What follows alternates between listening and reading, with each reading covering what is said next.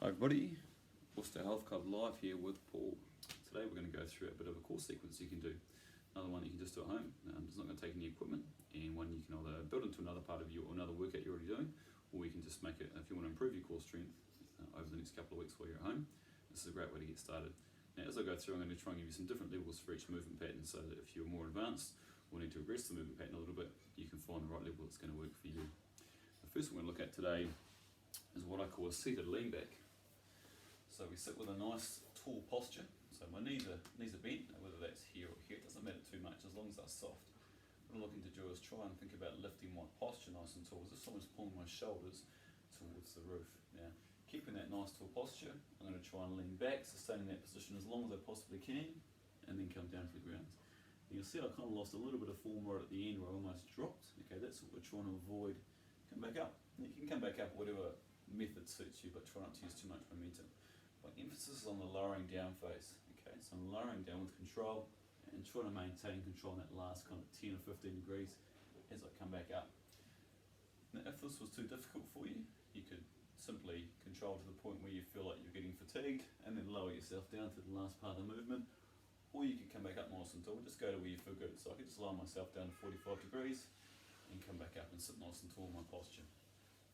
If you're feeling really good, and this is super simple, have your hands nice and tall, okay, and lower yourself down with your arms over your head.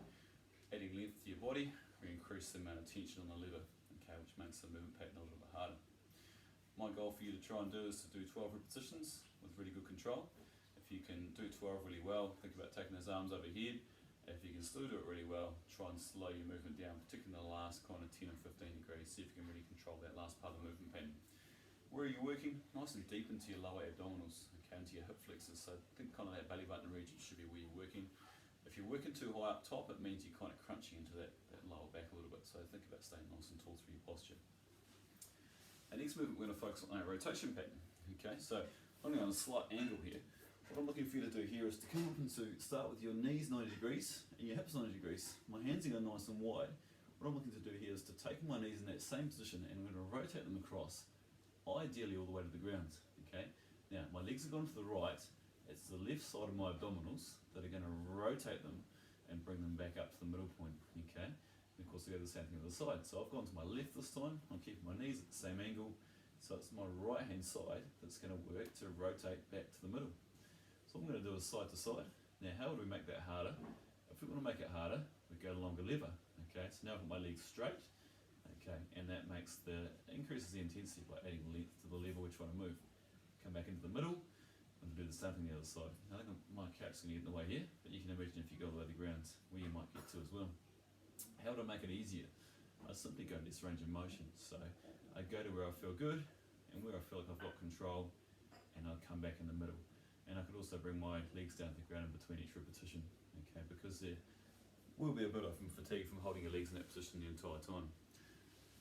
Goal here will be to do 16 or 8 each side, and you are working through your oblique muscles, which are the ones that kind of, imagine you're putting your hands in your pockets, they kind of wrap around the side of your abdominals like so. Third movement we're going to do is going to be focused on your lower abdominals. This time we're going to look to try and control a leg movement. So we're lying down on your back, legs are coming up nice and tall, we're taking the pelvis, and I'm just tilting the pelvis up a little bit. And what that does, if you imagine me holding my pelvis, I'm just tilting it back a little bit, which just flattens my lower back on the floor slightly. And it gives you some awareness of what my lower back's doing. So my lower back's just sitting nice and neutral on the floor. From there, I'm lowering my leg down, okay, as far as I can, keeping this lower back nice and neutral. I'm pulling through that lower abdominal belly button region to come back up, and I'm doing the same thing the other side, okay, coming down and coming back up. Right, there should just be one leg still, so I'm making sure I finish the leg moving before the other leg kicks in as well. Alright, now, how do you make it harder? The first one I look to do is do 2 legs, but I do them with 90 degrees. Okay, once again, what's my lower back doing? That's the key part. You can easily throw your legs down the ground, but if your whole torso and pelvis moves with it, you've lost control, okay, of your posture, your pelvis. If I could do that one nice and comfortable, alright, I could go all the way down my legs, and I could come back up nice and tall with my legs straight as well. That really key part, I want to emphasise a lot, is that your lower back stays in a nice neutral position, alright, which means that as your legs go down, your pelvis doesn't tilt forward and back as a response to the overload. Nice easy one to do. If you can get through 12 of those last reps, you've got 12 with a seated lean back, 16 side to side, your rotation, and you've got 12 leg lowers as well. If you get through those repetitions 3 rounds, a bit of a break in between each one, you're certainly going to notice a bit of an increase in your core strength over the next couple of weeks. Enjoy.